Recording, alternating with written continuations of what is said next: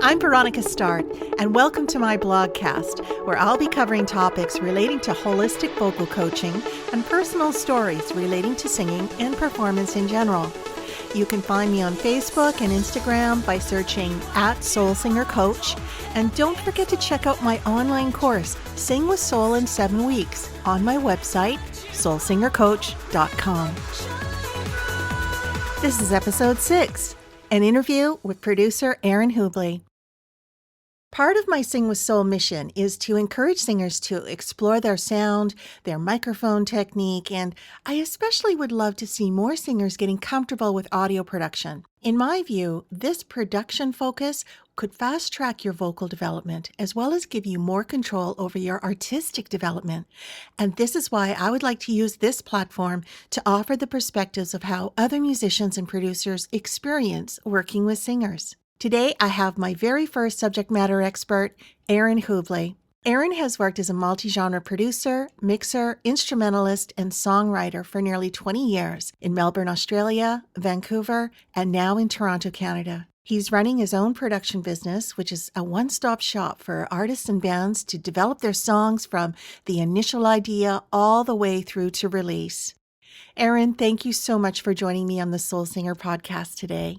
Yeah, thanks for having me, Veronica. I'm very excited about hearing your perspectives, but first, tell us, how are you enjoying Toronto? I am really enjoying the city, at least what I've seen of it so far. As soon as we moved here 3 or 4 months ago, it's just been work, honestly, and that's a good thing. Making lots of music, having a lot of fun, but at the same time, it's going to be good to take a break, take some me time, and enjoy the city a little more. For sure. So yeah, hoping to get to that soon. So let me ask you about emotions. When it comes to the performance of singers in the studio, what role does their emotional state play when they're being recorded? Yeah, so I mean, emotion is everything in music. So I need to make sure that a singer is feeling comfortable and confident in a session so that they can express themselves and be vulnerable and tell the story of the song. There can actually be a lot that goes into this. And it starts, I think, the day before the session, like near the end of the night. I think maybe getting off your phone a little earlier is better, starting to wind down so you can get a good night's sleep, hydrating, just doing everything you can to make sure that you're going to wake up the next day feeling well rested and ready to sing. And then when a singer shows up in the studio, I want to do everything I can to make sure that they are, again, comfortable and confident. So like I'll have the microphone ready with some effects pulled up so their voice sounds really, really great right out of the gates. Like they've got some nice reverb or delay or I like whatever. that. And as soon as they start singing into that microphone, they can immediately hear themselves singing in that world with the track. And they are more likely to be able to jump into that emotion. And when you perform, do you have a ritual to get into the emotion just right? Not exactly. I'm a little different, especially if it's in the studio or if it's like at a live gig or something. Right. For instance, at a live gig, what I do is this might be kind of counterintuitive, but I'm honestly trying to detach myself from the audience a little bit. Whoever's in the room listening, I don't want to focus on them too much, and I want to just get in the right headspace to sing the song. So what I do is I kind of just like spend a moment with my guitar, not like jamming or anything, but playing a few chords, singing, quite often a little bit of falsetto, something very gentle, just to like kind of feel as though I'm in tune with the instrument and often like close my eyes and just kind of relax, like really, really relax. And part of it is just tuning out the noise, especially if it's like a bar and it's loud, tuning everything out and just remembering like my quiet, happy place, me and my instrument. And then when I'm ready, I'll start to play. And that's, I don't know if that's going to be helpful for anyone, but that's kind of what I do. Well, I think it's extremely helpful. And then in the studio, it is quite different. So like when I play live, I've always just sat down. That's what I've done. But in the studio, I'm standing up and honestly like dancing around a little bit, moving, Trying to keep my mic technique in mind, but yeah, kind of moving around and just kind of like jamming out with the track in general. Like I might do a full take of just part of the song that I've written, like parts of the proper lyric and melody, and then the rest is just kind of jamming along, getting in the zone and feeling out my voice, making sure that I'm like in this world that is being presented through the left and right headphones. And then once I feel like I'm in tune with the song, and not like the actual tuning, not like my pitch, but like I am singing well with the song, in the vibe, I'm like in the zone with it, and we're playing as one. At that point, then I'm ready to actually start recording and laying down takes, and so I will start singing. It sounds like you chill out for live performances and energize for the studio ones. It's very interesting. So how did you come to define yourself as an artist? When did you realize your identity as a producer and an educator for artists? Yeah, to identify myself as an artist and producer. So I've just always played music my whole life. Since I was a little kid. It's been probably over 20 years at this point that I've been playing instruments, making weird sounds in the basement. And I guess it was like a natural progression. Like I started recording myself, recording instruments, recording my voice, writing songs, with no real goals in the first place. I was just having fun. And then learning production is what really first took off for me. So enthralled in this world. There's so much that goes into building a good arrangement and mixing. Oh yeah. Mixing a song. There's so much to it, and there was so much to learn, and it was so exciting. And so I chased that for a really long time before I actually decided to launch a business, the production business. So that's kind of how that took place. That took maybe like 15 years or so since I started, until I actually realized like I'd like to do this professionally as a producer, because like that's what I am at this point. And then as far as being an artist, that's something that's always been kind of like on the back burner, in the back of my mind. I make my own music. I write original songs. I've done that forever, but I never actually put myself out there as an artist. Like I never built a brand. Oh, I see. I never thought about who my audience was, what my goals are as the artist. Until recently, actually, which is a new endeavor for myself. Ooh. And you're going to be hearing music from me pretty shortly. Oh. I'm super stoked about that. Congratulations. So, yeah. I can't wait to hear it. And then the other part to that, educator. When did I realize I was an educator and that I could be teaching people things about music? Right. I first started teaching people in kitchens and restaurants, working as a chef, and realizing that, it was part of my job to train the new people. And I realized how much I love teaching people that are newer to cooking, and that were passionate, clearly passionate. And they really took this knowledge to heart, and they thought about it. And I got to watch them develop as cooks. This is the first time I realized that like I really love teaching people.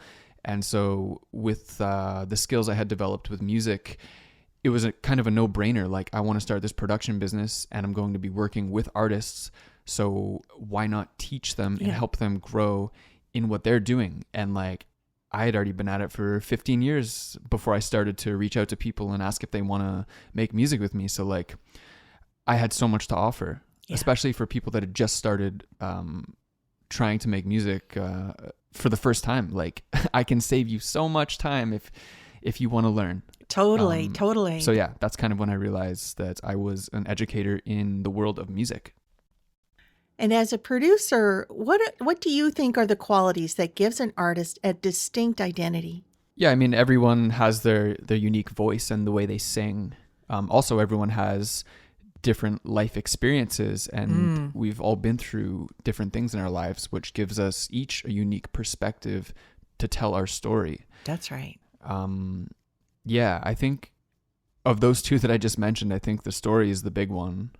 Like we can debate all day whether a person's voice is like top notch and catchy and they're an incredible singer, but it doesn't really matter as long as they're hitting the right emotion in the music that they're putting out there.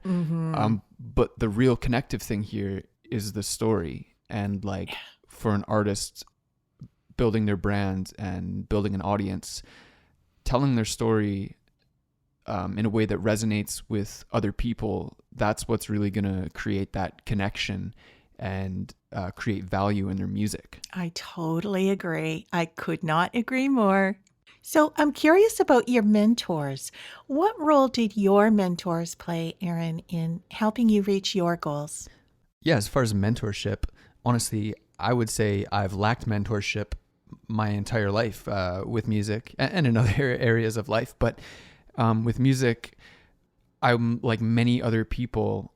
When I started to make music, I didn't have anyone that was a professional music maker by any means teaching me these things. Like I had an older brother that was a bit ahead of me with like production and playing and stuff. And so I got a bit from him, but it would have been so good to have someone to coach me through all of these various aspects of music. So right? Yeah, what I was saying was, like many people today, I looked up to folks on the internet, like making videos about music production and mixing and all these different things.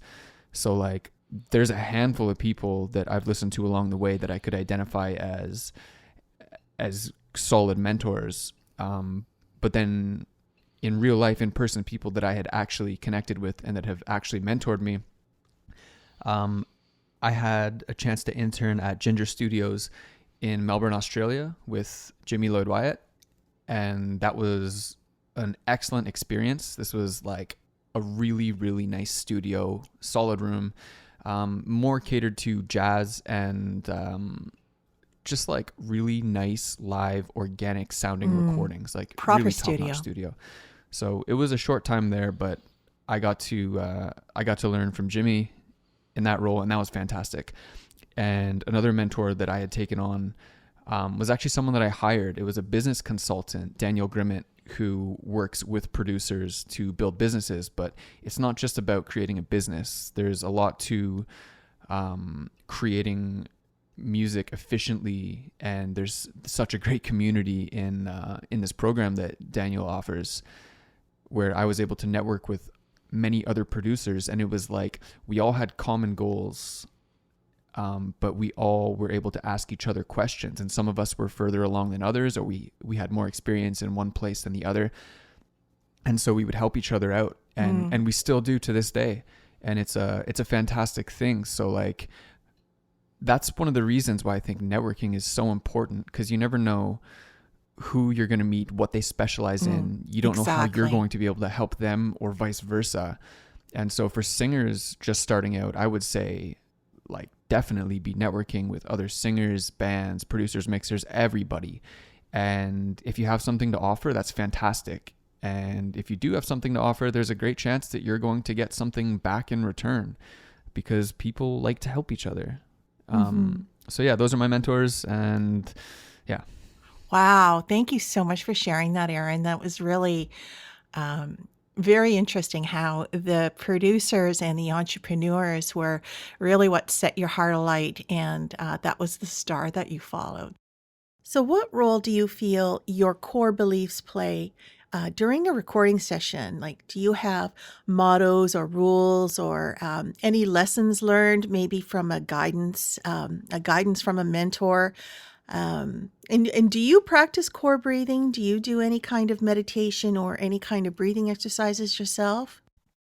Definitely a little bit of meditation, daily actually, just for a short amount of time. And as far as breathing exercises, nothing to enhance or practice like vocal capabilities, but more so just to kind of detach from the world, like the following your breath in and out and just clearing your mind so that I can have meaningful thought.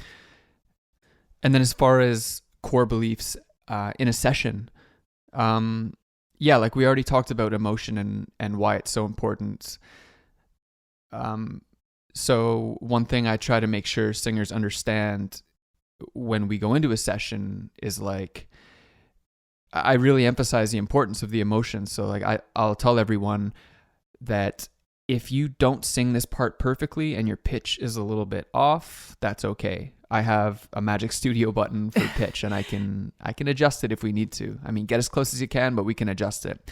Also, if your timing isn't perfection, especially if we're making like pop music or something, like you don't have to be absolutely perfect. I also have a studio magical button that will fix your timing.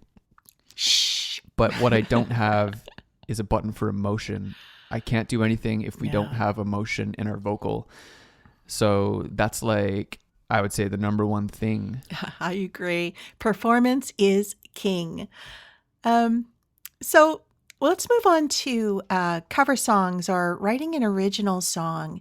Do you feel there is a theme when it comes to your message to the world? What is it that you want people to know about Aaron Hubley after hearing his production or his music? I couldn't say that there is anything really specific. I suppose I do sing about certain topics a little more than others. Like nothing is super light and fluffy. It's honestly quite often from a place of pain, and I don't try to put it out there or anything. I don't ever really sit down with the intention to write a painful song. It's just when I'm playing music, whatever chords I'm playing or the way I play, whatever it is, it triggers something in me that it is these kind of darker emotions that seem to come out. And so like when I'm writing a song, it's not like I sit down with a pen and paper and I start to write words. It's something that has just spilled out of me. Like it's like I'm not even thinking, I'm not thinking about what I'm going to write about. It's just I'm inspired to sing something and words start coming out of my mouth. And then I start to realize, listening to myself, I'm like, oh, I'm singing about this thing that I have experienced, this thing that's happening now, or this thing that happened decades ago. And I start to realize like what it is. And from that point on, I can start to fill in the gaps and write intentionally following that thought. But what a process. Yeah, it's just totally random, spills out of my brain kind of thing. And then as far as cover songs, if I am totally captivated by a song, I might learn it. Yeah. What often happens is when I listen to music, I feel like I don't listen like everyone else does. I'm often just like obsessed with the production and the mixing and the techniques used. And so if I find a song that's really cool in those aspects, I will listen to it a lot, and I might just fall in love with the song through that process. Yeah. In which case, maybe I'll learn that song.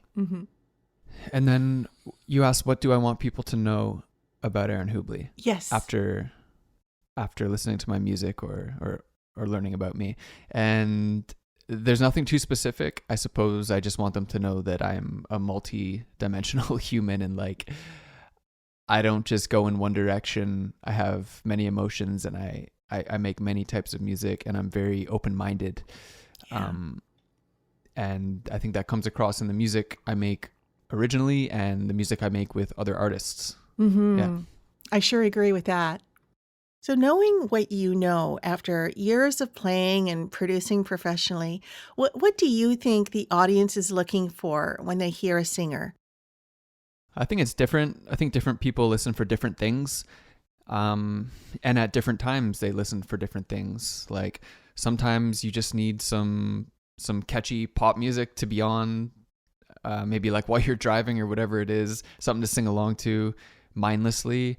Other times, you're feeling very emotional. Maybe something's happened in life and you need to find some kind of answer in music or just something to relate to. And so you find a song that tells a similar story to what you're going through, and that's what you relate to, and it's a way to work through pain. And then other times you just need something super chill, maybe lyricless, that you just need on in the background to inspire you or to put you in some kind of mood or to do something, ease your brain so that you can focus on something. Yeah, there's so many uses for music. So yeah, it's hard to say what people look for. Yeah. It's true. You never know what you're going to get, and all the more reason for artists to be very solid in their focus and intent, so that you can be prepared for anything, I suppose, because the venue and the type of gig will tell you what it's all about. But as far as hearts and minds, we're kind of all on our own out there. So when it comes to, an overall plan to actually get things done, what tools do you use to organize yourself creatively? Oh my goodness, so many tools. What tools do I use to organize myself creatively? Well, first, I live off of my calendar. I chose to use Google Calendars, and I schedule absolutely everything. When I'm booking calls for my business, I use Calendly, which is an app that people can schedule from wherever they are in the world, and our time zones link up, and it automatically populates my Google Calendar, so I know when my events are coming up. I love that. Yeah. What else do I do to organize myself every morning? Like I spoke about a little bit about meditation earlier, just clearing my head and just what I do is I consider my short-term and long-term goals, and I will refine my to-do list and prioritize my to-do list. And yeah, that's a daily thing. And obviously my tasks for each day change, but I find that even maybe a couple times a year, my long-term goals will not change, but they'll alter slightly. So I think constantly addressing where I'm at and where I'm heading is super important. Exactly. There's also certain times in the day where I am more creative than others. And from what I can tell, it seems like a lot of people experience something earlier in the morning where they have the mental capacity and fresh mindset to achieve certain things. For me, creativity is one of them. And so like I will book time slots again in my calendar. I'll literally write a 3-hour slot. Like I'm working on this new production at this time where I need to be creative. Yeah. Like an hour and a half after I wake up, boom, that's like my magic time, and I'll start being creative. And then after that 3 hours is up, I'll schedule things like if I have a video to edit, or if I am setting up like a mix session or something that's like a little more mindless and not as creative, like prep work, things like that, responding to emails, this type of thing. Planning that creative time is super important. You don't want to burn that mental energy, especially if it only happens for a few hours a day. Wow, I feel like we're living parallel lives. So do you have any tips for beginning singers taking their first steps? Yeah, I mean, it's really goal dependent. It's like, what do they want to do with singing? Do they want to be playing live? If so, maybe they should be networking with musicians and going and jamming and experiencing what it feels like to play with a bunch of loud instruments and with other people and learning to express yourself around other people. Yes. Or if you're not even at that stage yet of putting yourself out there and you're just developing your voice, honestly, just sing as much as you can. The way I learned to sing was when I was much younger. I was a little kid, just like chatting on, MSN Messenger at the time, chatting with friends online. And I would have my speakers cranked up and I would just be singing along to music in my room like all day long. And then when it got to the point that I was ready or capable to play my guitar and sing with it, I did the exact same thing. I would just sit in the basement all day long. I was lucky enough to have a PA system so I could just like kind of crank it up and throw some effects on it. And I sounded terrible, absolutely terrible. But I knew I was going to get good eventually. Great attitude. As we all will, as long as we continue practicing. So I was just stuck in the basement all day long, playing, singing, learning new songs, trying to mimic my heroes. Yes. Trying to sing like they do. Yeah.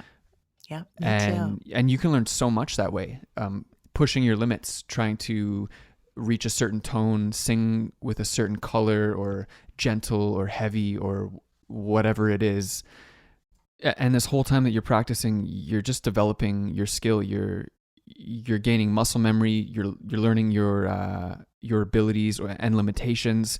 You're kind of figuring out what you're able to do and building those muscles.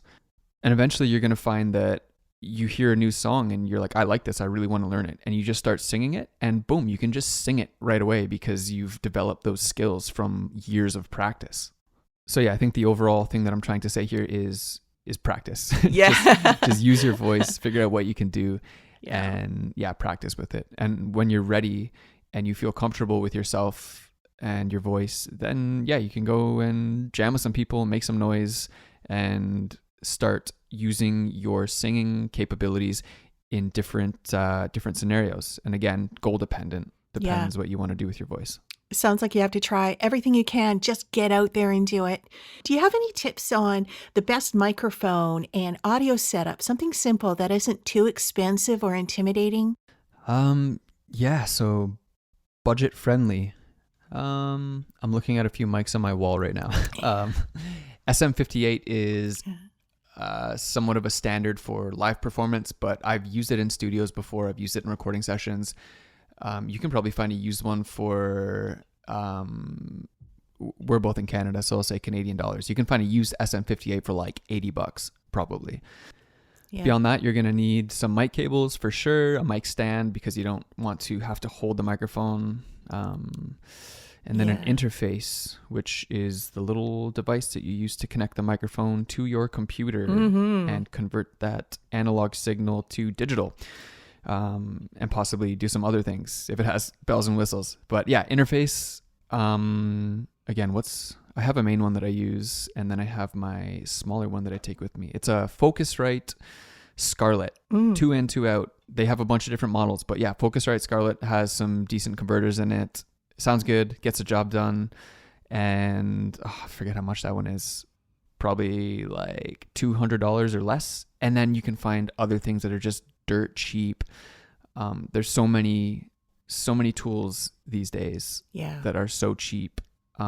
Cheaper you go, obviously the less sound quality you're going to get, but in the early stages it's not super important. No. And remember, the goal for everything is just capturing emotion.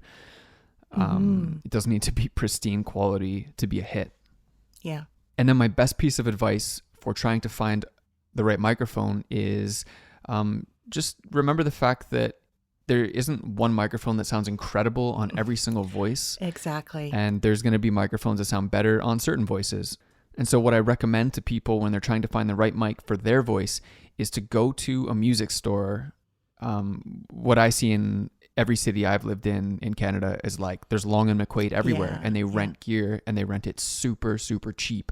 So you should go maybe do a bit of research ahead of time and find like 5 or 6 microphones that you think are going to possibly work on your voice and they're in your budget, and then go to Long and McQuaid and rent them for like a week and just record with them and play it back and see how they sound on your voice and find which one suits the character of your voice.